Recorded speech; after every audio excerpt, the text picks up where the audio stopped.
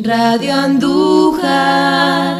Nos encontramos hoy con Miguel Ángel Chamocho, autor del libro Sodomía, el crimen y pecado contra natura o historia de una intolerancia, y creo que eso ya pues puede dar una pista sobre el tema que vamos a tratar en esta entrevista, que no es otro, y con motivo del Día del Orgullo LGTB, que el sexo anal y toda esa estigmatización que ha sufrido a lo largo de los siglos. Buenas tardes, Miguel. Hola, buenas tardes, encantado de estar aquí con vosotros. Encantado nosotros igualmente, y vamos a ir con la primera pregunta, Miguel. ¿Cómo empezó esta estigmatización de esta práctica? Porque tiene un origen religioso, ¿verdad? Efectivamente, sí, la persecución en sí de las relaciones homosexuales, lo que se ha denominado tradicionalmente como relaciones sodomíticas, está vinculado precisamente a un texto hebraico, es decir, del Viejo Testamento, que es del Génesis. En su capítulo 19 se describe la destrucción de Sodoma y Gomorra precisamente por el supuesto abuso que los ciudadanos de Sodoma iban a realizar con los ángeles enviados por Yahvé, y que si no llega a ser por Lot, que los sacó de su casa y entrega a sus hijas, digamos, para que puedan yacer los vecinos de Sodoma con ellas, pues de alguna manera de ahí, de este texto hebraico, que evidentemente luego se manifiesta en las dos religiones del libro, que proceden de esta misma tradición, como son la religión católica y como es la tradición coránica, que también incorpora el Corán varias suras en las que se repite además esta tradición del Génesis, pues a partir de ahí, y luego otro texto del Levítico también forma parte del Viejo Testamento, otro texto hebraico, pues las relaciones homosexuales, es decir, sexo entre hombres, se persiguen muy, muy, muy duramente. Se estigmatiza, por tanto, prácticamente desde hace milenios, y muy vinculado efectivamente a una concreta ortodoxia religiosa. Nace en el mundo hebreo y se traslada posteriormente al mundo cristiano, al mundo católico y al mundo coránico. Porque además, Miguel, ya que estamos hablando del día LGTB, no por incluir en la estigmatización, evidentemente, pero no solamente fueron estas prácticas entre hombres las que posteriormente serían castigadas, sino que también se acabaría incluyendo las relaciones entre mujeres y este sexo anal entre hombres y mujeres, ¿verdad? Efectivamente, sí. Luego ya lo que denominamos en el ámbito de la sodomía, una sodomía que consideramos el bien jurídico protegido por excelencia, que es el acto de procreación. Es decir, se supone que, y así lo interpretan los teólogos moralistas, tanto católicos como de otras religiones, el hombre ha sido creado por Dios a su imagen y semejanza. Y por lo tanto, en esa búsqueda de esa imagen y semejanza, la función del hombre es la de la procreación. Es decir, verter, y sigo los términos que se utilizan por los moralistas católicos, es verter la semilla en el vaso adecuado, que es el sexo femenino, para que se pueda procrear. Y eso dentro de un sacramento, que es el sacramento del matrimonio. Por lo tanto, toda acción que no se realice, toda acción sexual que no se realice dentro del matrimonio es pecaminosa y por tanto es delictiva. Y si esa acción que se realiza fuera del matrimonio es además no para buscar la procreación, sino para buscar el placer de los que copulan, pues evidentemente están cometiendo otro acto contrario a la moral, contrario a la ortodoxia religiosa, y por tanto es pecaminoso. En el momento en el que un hombre y una mujer, en el seno del matrimonio, es decir, dentro del sacramento, tienen relaciones sexuales, pero no van dirigidas a la procreación, es decir, el sexo anal, o incluso sexo utilizando para ello mecanismos profilácticos, se considera también un delito de sodomía, aunque evidentemente con muchísima menos, digamos, penalidad. Se quedaría simplemente en alguna sanción pública, pues para un castigo más moral que de otro tipo, más moral o más físico que digamos con una condena capital, porque hay que entender que si Sodoma fue castigada con el fuego divino, la forma de purgar el pecado por parte de los sodomitas, es decir, por parte de los homosexuales, es precisamente mediante la hoguera, que es una pena capital de un enorme dolor,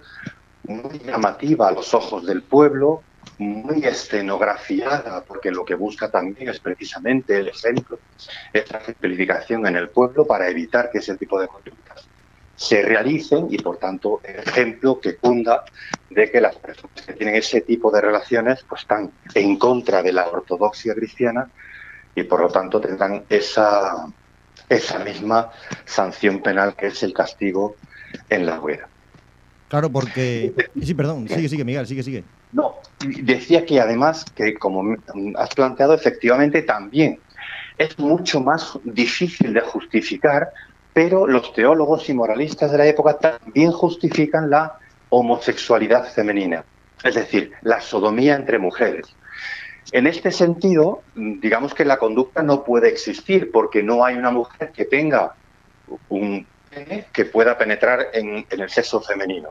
Pero se articula de alguna manera, por lo que denominamos en derecho, la analogía, que si dos mujeres se satisfacen por el mero placer de satisfacerse, sin que ese acto vaya dirigido a la procreación, sea o no en el seno del matrimonio, en el seno del matrimonio es imposible entre dos mujeres, en esas diríamos hoy, para la moralista cristiana, pues evidentemente también, por analogía, deberían ser castigadas con menos pena, con menos significación, pero también deberían ser castigadas. Por eso, cuando se habla en general de la sodomía o de persecución de la homosexualidad, desde una perspectiva tradicional e histórica, siempre vinculada al sexo anal entre hombres. Claro, porque además, ya como apunte para los oyentes, el sexo anal entre hombres, claro, a la hora de practicar sexo, pues no podría ser de otra manera. Y entre hombres y mujeres, pues antes, como era mucho más costumbre llegar virgen al matrimonio, la mujer y el hombre, pues para que en el caso de la mujer no se notase, pues sí que es verdad que se recurría a esa práctica y que al final, pues también acababa siendo condenada porque esos castigos, como tú ya has indicado, Miguel, se intensificaron sobre todo en la Edad Media, y era por la hoguera, pero también llegó un momento en el que se usaba el garrote vil y luego la hoguera, ¿verdad? Sí, efectivamente, eso es cuando de alguna manera ya los filósofos de las luces, de alguna manera las tesis irracionalistas empiezan a incorporarse en el mundo intelectual, se dan cuenta de que determinadas penas lo único que persiguen es un dolor insufrible, inhumano, en las personas que no es necesario. El ejemplo en sí que se quiere dar con ese castigo físico se puede realizar con la misma escenografía, pero sin hacer sufrir a la víctima. Y en este caso, algunos, para precisamente hacer un poco más humanitaria la pena, se les, digamos, ejecutaba anteriormente a ser quemado el cuerpo en la hoguera. El cuerpo en la hoguera era de alguna manera el ejemplo social, pero también para purgar el pecado. La idea de purgar el pecado, de someterlo al fuego de llamas, está desde los anales milenarios de la persecución, está en el propio Levítico, es decir, quien comete ese delito tiene que sufrir la ignominia en la hoguera para purificarse. Por tanto, la persecución que se realiza contra esos homosexuales, incluso hasta prácticamente la despenalización, es decir, la eliminación en los códigos penales europeos a finales del 18 y comienzos del 19, del siglo XIX, pues la pena capital que se les aplicaba era esa, pero ya a partir del siglo XVIII se tiende a minimizar el espantoso dolor que es morir vivo en la hoguera. Y con eso iremos ahora, Miguel, con ese comienzo, no vamos a decir normalización total, ese comienzo de la normalización de estas prácticas, que como tú bien dices fue ya en los siglos de la Ilustración, en el siglo XVIII y XIX, pero llama la atención que para condenar una práctica que va en contra de lo que aparece en las Escrituras, pues el castigo sea, pues ya decimos, ir contra las propias Escrituras, porque también otro de los códigos del cristianismo y de todas las religiones es no matarás, y llama mucho la atención esos castigos tan severos hacia estas personas. Sí, efectivamente, es una de las contradicciones. El quinto mandamiento está ahí y, sin embargo, era la propia Iglesia la que infligía ese mismo ese mismo castigo. Bueno, en todo caso, lo que de alguna manera tenemos que tener en cuenta, en mi perspectiva, yo cuando analizo este tipo de temas, lo que intento es no con la perspectiva que tengo yo hoy, porque entonces es imposible justificar el por qué en la Edad Media o en la Edad Moderna, es decir, prácticamente hasta el siglo XIX, había mentalidades que perseguían el sexo entre dos mujeres o que perseguían el sexo dentro del matrimonio entre hombre y mujer cuando no iba dirigido a la procreación. Había personas que se dedicaban a perseguir ese tipo de conductas. Eso solo es explicable en la medida en que los valores sociales que persiguen, que protegen esos estados anteriores a nuestro estado contemporáneo, al estado en el que la razón se impone a la fe o al dogma, eran fundamentalmente eso, eran estados basados en la religión, eran estados confesionales. Todos los pecados que perseguían la propia Iglesia, al ser un estado, digamos, confesional, esos pecados se convertían en delitos. Y uno de los peores delitos que podía existir era traicionar a Dios. Y se entendía, y así lo planteaban y lo explicaban los moralistas cristianos, ir en contra de Dios es ir en contra de la naturaleza. Si una persona traiciona a Dios, traiciona la propia naturaleza de las cosas. Y por eso al vicio de sodomía se le llamaba vicio contra natura, porque iba dirigido a buscar objetivos que no eran los que Dios había creado en la persona, en las personas. Entonces, en esa funcionalidad de que el hombre traicionaba al propio creador, estaban basada esa persecución tan terrible, que luego es más una persecución más teórica, más sobre el conjunto de normas que van imponiéndose a lo largo del tiempo, que luego una persecución real, porque cuando descargamos en los archivos nos encontramos realmente muy pocas sentencias condenatorias sobre delitos de sodomía, y las que efectivamente se realizan y son condenatorias, fundamentalmente muchas de ellas las realizó la Inquisición, porque la Inquisición fue la que persiguió la ortodoxia cristiana, y por tanto todas las conductas heterodoxas fueron objeto de persecución por la Suprema Inquisición, y muchas de estas conductas de sodomía cayeron ante la competencia de los tribunales inquisitoriales. Y en la medida en que estos tribunales inquisitoriales, con un mínimo trámite probatorio, entendían que ya había habido delito, montaban o realizaban el auto de fe, que ese auto de fe es esa especie de tramoya institucional en el cual se van ejecutando todas y cada una de las distintas sanciones penales a todos los delitos, e incluidos, escasos, pero incluidos estos delitos de sodomía. Y ya vamos a llegar a la época, Miguel, ya cuando el ser humano pues empieza la etapa que se conoce como más de la racionalización, la ilustración, siglo XVIII, XIX, y ahí esta práctica pues se empieza a normalizar, no en su totalidad, pero se comienza a normalizar en un proceso que, ¿cómo fue llegando a la población? Pues esto al principio comienza como en todo, desde la intelectualidad. Es decir, la sociedad sigue, digamos, vinculada a esa concepción clerical social, y por tanto entienden que el sexo entre varones es un acto contra natura, y por tanto la sociedad sigue anquilosada, sigue enquistada en esa tendencia. Son, sin embargo, los intelectuales los que se acercan a esa concepción racionalista de las cosas y usan la inteligencia humana en lugar de la fe, en lugar del credo, en lugar del dogma. Es cuando se empiezan a dar cuenta que los estados, por influencia de la Iglesia, están persiguiendo determinados delitos que no tendrían por qué perseguirse. Que en el seno de la más absoluta privacidad de las personas, uno puede tener o mantener relaciones sexuales siempre y cuando no sean de carácter público, y por tanto, si eso se le permite a las parejas heterosexuales, ¿por qué no se les puede permitir? Insisto, siempre que haya libertad entre las personas y que se realice en la más absoluta privacidad, se permite las relaciones homosexuales. Y a partir de ahí, pues esos intelectuales son los que todos conocemos, que los hemos oído muchísimas veces: Montesquieu, Voltaire, Rousseau, Bentham, los grandes penalistas, Cesare de Beccaria, Manuel de Larrazábal. Todos ellos son los que empiezan a desvincular que una cosa es el dogma y otra cosa es la razón. Y que cuando hay que sancionar las conductas que son pecaminosas, esas que las sancione la Iglesia. Pero no todas las conductas pecaminosas tienen que convertirse en sanciones delictivas. Se diferencia el pecado por un lado y el delito, y los estados comienzan progresivamente a darse cuenta de que las relaciones homosexuales, siempre que sean consentidas, en la más absoluta libertad de las personas y siempre en una intimidad, no tienen por qué convertirse en delito. Sí en pecado, y eso corresponde a la Iglesia, pero nunca en un delito en el que el Estado tenga que intervenir, y mucho menos para una sanción tan tremenda como era la sanción penal de la hoguera.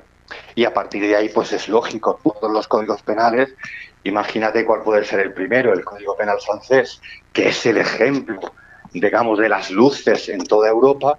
Pues el Código Penal de 1791 en Francia es el primero que segrega, disgrega, separa el delito del pecado, y es el que primero despenaliza la sodomía. A partir de ahí llegará el Código Penal de 1822, etc. Y no todos los estados, porque hay estados que van a mantener la sodomía, como por ejemplo Austria o Alemania, que en sus códigos penales de 1852 y 1830 lo van a seguir manteniendo, pero va a ser por muy poco o corto espacio de tiempo. ¿Qué es lo que va a ocurrir a partir de este momento? Pues que lo que deja de ser delictivo y sigue siendo pecaminoso es objeto de otra ciencia, que va a ser la ciencia médica, y a partir de ahí van a intentar los médicos forenses sacar a relucir cuál es la verdadera sexualidad delictiva. Es decir, la homosexualidad que es ejercida como si fuera por prostitución, los usos deshonestos, el exhibicionismo. Esas son las conductas que ahora estos médicos forenses tienen que determinar a través de esos componentes psicológicos, de esas entrevistas psicológicas con esas personas, de determinar cuál es la verdadera sexualidad equilibrada y la sexualidad que debe de considerarse delictiva. Y a partir de ahí, esta es la sexualidad que vamos a encontrar en los códigos penales. Por ejemplo, violar a un menor.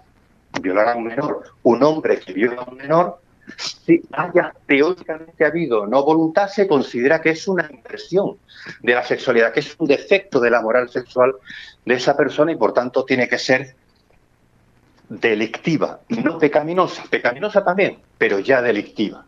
Entonces, el sexo entre adultos, sean hombres o sea entre mujeres, de modo propio y en el seno de la intimidad de las personas, dejará de ser delito, aunque se mantenga como pecado, mientras que a partir de ahí la ciencia médica, la medicina forense, es la que estará teóricamente cualificada a lo largo de todo el siglo XIX para que cuando emerjan esas posibles conductas delictivas tengan que determinar qué sexualidad es delictiva y qué sexualidad no es delictiva. Y aquí, permíteme que abra este otro, digamos, paréntesis. Como aquí, en este momento, la ciencia médica va a absorber dos leyes que ya venían siendo históricas desde tiempos inmemoriales, que son las leyes naturales, se entiende que sexos diferentes tienen funciones diferentes. Por tanto, el hombre tiene una función en la relación sexual distinta a la función que tiene la mujer. Y por tanto, eso, las leyes, digamos, naturales, las siguen absorbiendo la ciencia médica. Y la segunda ley es la de atracción de sexos. El hombre tiene que sentirse atraído por la mujer y la mujer tiene que sentirse atraída por el hombre. Esa es la ley natural. Todo lo que choque ahora con esas dos leyes, la de diferenciación de sexos y la de atracción de sexos, es algo invertido desde el punto de vista sexual. Es una anomalía psicológica, es una patología sexual. Y así es como va a empezar durante todo el siglo XIX y gran parte del siglo XX a tejerse sobre los homosexuales la idea de que son pervertidos, de que tienen una psicopatología sexual, de que están invertidos, que ha sido la persecución que les ha prácticamente llegado hasta prácticamente los días de hoy. Es decir, hoy el colectivo LGTBIQ+, llevamos aproximadamente 15 o 20 años, que a lo largo de milenios está realmente viviendo en algunos países, fundamentalmente del occidente europeo, está viviendo una verdadera edad de oro para ellos. Porque la persecución que ellos han vivido, religiosa, penal, pero también social, por esa consideración de invertidos, en la dictadura del general Francisco Franco, con la ley de vagos y maleantes, eran perseguidos por ser homosexuales y eran encarcelados por ser homosexuales.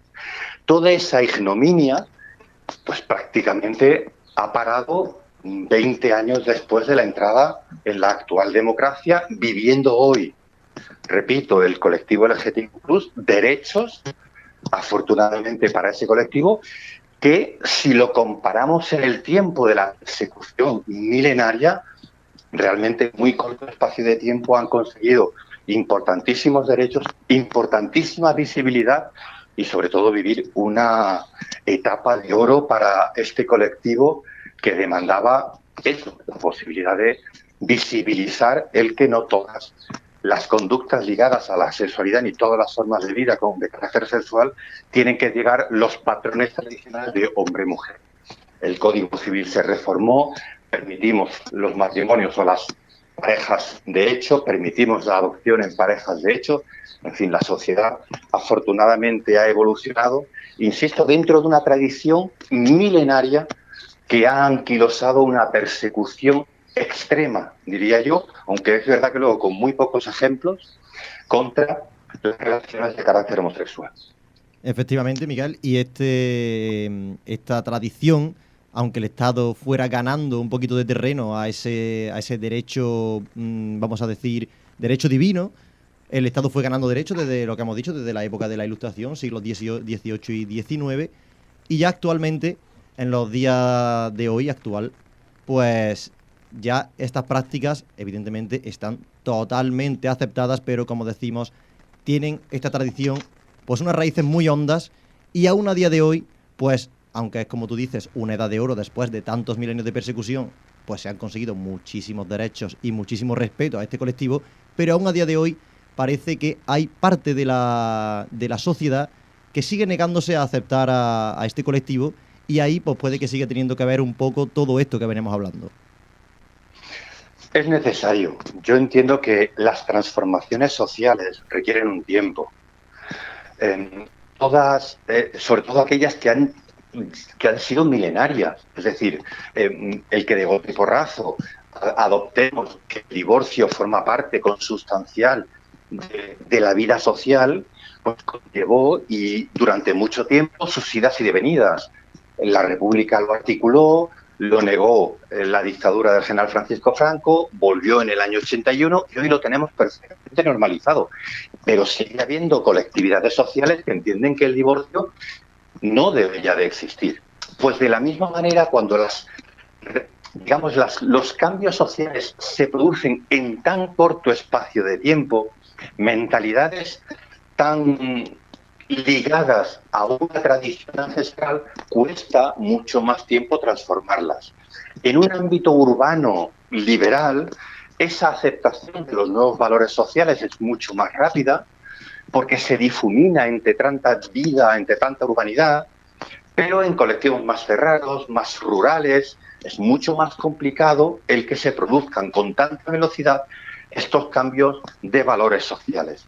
Entonces vivimos efectivamente ahora un modelo para el colectivo LGBTQ+, que si tú lo analizas desde la perspectiva sociológica, es mucho más urbano, es mucho más de grandes ciudades, es mucho menos rural y, por supuesto, muchísimo menos ligado al ámbito de las pequeñas localidades o de las pequeñas poblaciones, en donde las personas, como se suele decir tradicionalmente, publicitan su vida sexual, digamos, contraria a los cánones tradicionales de hombre-mujer, pues tienen un rechazo social y muchas de esas personas tienen que abandonar esas localidades por muchísimas razones. Entonces, efectivamente, yo creo que hoy la consecución de estos derechos se ha realizado con tanta velocidad que, como todos los cambios sociales que se realizan con mucha velocidad, hay quienes se adaptan más rápidamente. En el ámbito urbano, como indico, desde el punto de vista sociológico, es mucho más fácil que el colectivo LGTBQ+ desarrolle un nivel de vida razonable con muy pocos delitos de odio, o razonablemente pocos delitos de odio, mientras que en el ámbito rural entiendo que es más complejo, porque ahí los hábitos sociales se transforman mucho más lentamente, y eso pues quizá provoca un mayor rechazo social, aunque quizás menos delitos de odio. Quizá donde más delitos de odio se produzcan sea precisamente el ámbito donde más se desarrolle socialmente el colectivo LGTBQ+. Efectivamente, Miguel, como tú bien has dicho, todos estos cambios tan repentinos, ya sean en este ámbito o en cualquier otro, siempre van a generar alguna resistencia en la sociedad, porque eso es lógico y normal. No avanza toda la sociedad en su conjunto a la misma velocidad. Y a nosotros, pues ya no solo nos queda, pues, agradecerte de nuevo tu tiempo y tu atención y tus conocimientos, por supuesto, sobre este tema. Y pues nada, animarte mucho con lo que te quede antes de tus vacaciones. Pues muchísimas gracias. Ha sido un placer hablar con vosotros. Tengo una devoción siempre por Radio Andújar, ya lo sabes. Soy andujareño, soy liturgitano y por lo tanto siempre digo que me debo a mi pueblo para lo que necesitéis, y me tendréis siempre que lo necesitéis. Radio Andújar.